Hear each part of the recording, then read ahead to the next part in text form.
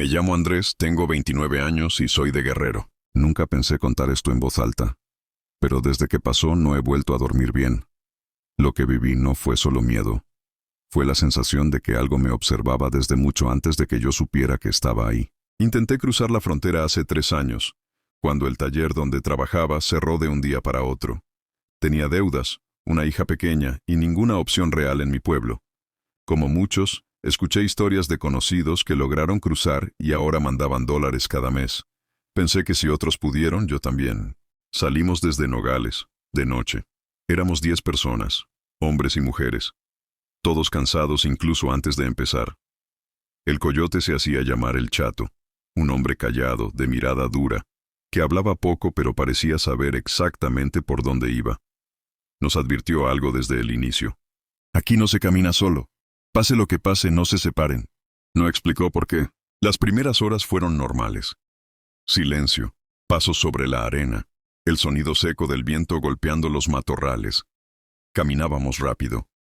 Nadie hablaba. Solo el crujido de las mochilas y la respiración agitada. Cerca de la medianoche sentí algo extraño. No miedo todavía.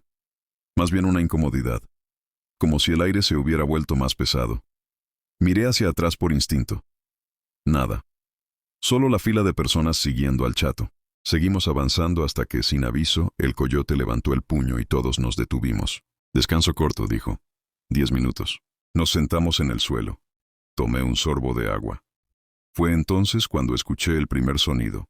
No venía del grupo. Era como un arrastre. Pasos lentos sobre la arena, pero fuera del círculo de luz. Pensé que sería un animal, hasta que escuché algo más claro. Una respiración. ¿Escucharon eso?, susurró una mujer a mi lado. El Chato nos miró con dureza. No, dijo. No escucharon nada. Pero yo sí lo había escuchado. Y no fui el único. Un joven al fondo empezó a llorar en silencio, mirando fijamente la oscuridad. «Hay alguien ahí», murmuró. El Chato encendió su linterna y alumbró alrededor. Solo desierto. Nada más. Es el cansancio, dijo. El desierto te hace creer cosas. Seguimos caminando. Pero algo había cambiado. Ahora todos avanzábamos tensos, atentos a cualquier sonido. Y entonces lo sentí otra vez. Una presencia caminando a mi lado izquierdo. No podía verla, pero estaba ahí, al mismo ritmo que yo. No me atreví a voltear, porque muy cerca de mi oído alguien susurró. «No sigas». Mi cuerpo se paralizó. El corazón me golpeaba el pecho. Quise hablar, pero la voz no me salió. Aceleré el paso hasta pegarme a otro del grupo. «¿Qué pasa?», me preguntó. «Nada», mentí, pero supe en ese momento que no estábamos solos en ese desierto. Y eso apenas era el comienzo. No dije nada al grupo. Caminé en silencio. Pero desde ese susurro ya no sentía el suelo igual bajo mis pies. Cada paso parecía más pesado, como si el desierto intentara detenerme. Seguimos avanzando durante casi 1 hora. Nadie hablaba. El viento había cesado por completo. Algo raro para esa zona. El silencio era tan profundo que podía escuchar mi propio corazón. De pronto, uno del grupo, un muchacho llamado Luis, se detuvo. «Mi mochila», dijo, «está más pesada». El Chato se giró molesto. «No empieces», le respondió. «Sigue caminando».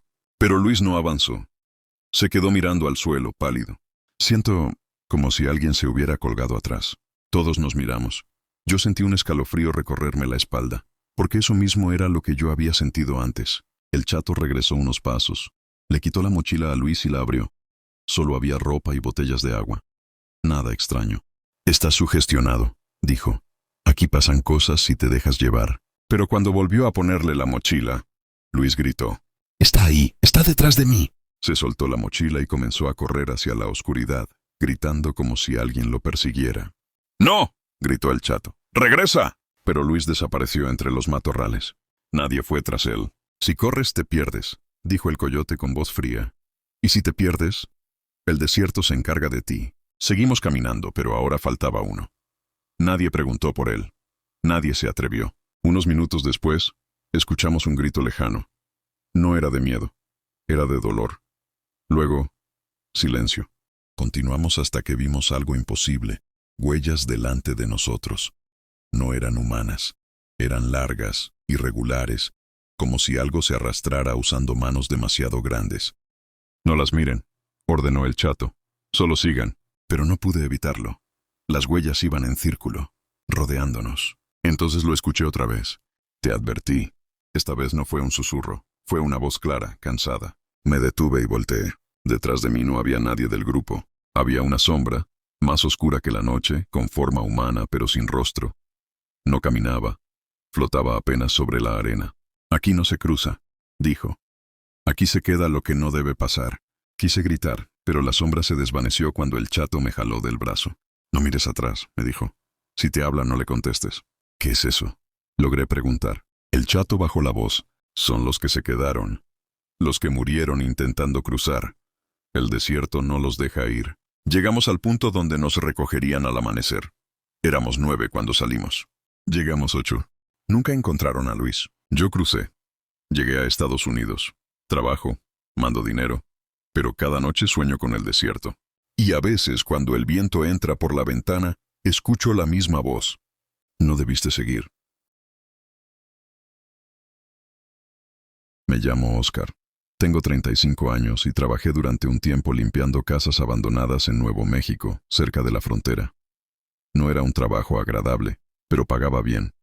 Muchas de esas casas habían sido usadas como refugio por migrantes, y luego dejadas atrás. Una de esas casas es la razón por la que dejé ese trabajo. Quedaba a unos 20 minutos del pueblo más cercano, en medio de la nada. Era una construcción vieja, de una sola planta, con ventanas rotas y la puerta colgando. El dueño decía que nadie había vivido ahí en años, pero los vecinos aseguraban que por las noches se veían luces. Fui solo, como siempre. Entré cerca del atardecer. El aire estaba pesado, con olor a humedad y polvo viejo. Había marcas en las paredes, dibujos hechos con carbón, cruces, líneas, palabras que no entendí. Pensé que eran cosas de gente que había pasado la noche ahí. Empecé a limpiar en silencio. El lugar estaba demasiado quieto. Ni insectos, ni viento. Solo el sonido de mis pasos. Fue en el pasillo cuando escuché el primer golpe. ¡Tac! ¡Tac! Venía del fondo de la casa. «¿Hola?», dije. Nadie respondió. Seguí avanzando con cuidado. Al fondo había una habitación pequeña, sin ventanas. La puerta estaba cerrada. El golpe se repitió. «Tac, tac, tac». Abrí la puerta lentamente. La habitación estaba vacía. Solo un colchón viejo en el suelo y una cobija doblada. Pero algo no estaba bien. El aire ahí dentro estaba más frío. Demasiado. Salí y seguí limpiando, tratando de ignorarlo. Me dije que el sonido era la casa acomodándose, madera vieja, nada más. Pero entonces lo escuché otra vez, esta vez detrás de mí. «¿Hay alguien ahí?», pregunté ya nervioso. No hubo respuesta. Solo un susurro, tan bajo que casi no se escuchaba. «No cierres». Sentí un escalofrío. Me acerqué a la puerta principal. Estaba abierta, como la había dejado. Seguí limpiando, pero cada pocos minutos escuchaba pasos suaves, como si alguien caminara descalzo sobre el piso. Cuando cayó la noche, decidí irme. Guardé mis cosas y caminé hacia la salida. La puerta estaba cerrada. «Eso no es posible», murmuré. La empujé. No cedió. Entonces escuché el llanto. Venía del cuarto sin ventanas. Un llanto bajo, contenido, como de alguien que no quiere ser escuchado. «Por favor», susurró una voz, «no me dejes aquí». Mi mano temblaba en el picaporte, porque esa voz no sonaba como la de un adulto. Mi corazón latía tan fuerte que sentía que la casa entera podía escucharlo. Me quedé inmóvil frente a la puerta cerrada, con la respiración cortada. «¿Quién eres?», pregunté con voz temblorosa. El llanto se detuvo de golpe.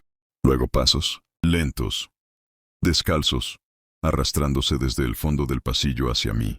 «No cierres», repitió la voz. «Si cierras me quedo solo otra vez». Retrocedí un paso. El aire se volvió helado.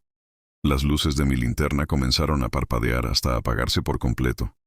La casa quedó en penumbra, iluminada apenas por la luna que entraba por una ventana rota. Entonces lo vi. Una figura pequeña sentada en el suelo del pasillo. No podía distinguir bien su rostro. Solo su silueta delgada y la cobija vieja cubriéndole los hombros. «¿Dónde están tus padres?», logré decir. La figura levantó lentamente la cabeza. «Se fueron», respondió. «Dijeron que volverían». Sentí un nudo en la garganta. Algo en su voz no era normal.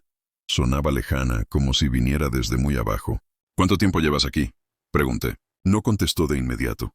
Se levantó despacio. Cuando dio un paso hacia mí, vi sus pies. No dejaban sombra. Mucho, dijo al fin. Aquí nadie cruza, aquí esperan. La puerta detrás de mí empezó a crujir, como si alguien intentara abrirla desde afuera. Me giré por un segundo, y cuando volví a mirar, la figura estaba frente a mí, demasiado cerca. Su rostro no era el de un niño normal. Sus ojos eran oscuros, profundos, como pozos sin fondo. No parpadeaba. ¿Tú también te vas a ir?, preguntó. Todos se van. El llanto volvió, pero ahora no venía de él. Venía de las paredes. Golpes, susurros, voces superpuestas diciendo lo mismo una y otra vez. No cierres. No nos dejes. Espéranos. Me giré desesperado y empujé la puerta con todas mis fuerzas. Esta vez cedió. Salí corriendo sin mirar atrás, dejando mis herramientas tiradas en el suelo. No volví nunca más. Días después, un vecino me contó la historia completa. Esa casa había sido usada como refugio años atrás. Una familia dejó ahí a su hijo mientras intentaban cruzar de noche. Nunca regresaron. El niño murió solo, esperando. Desde entonces dicen que quien entra escucha su voz, pidiendo lo mismo.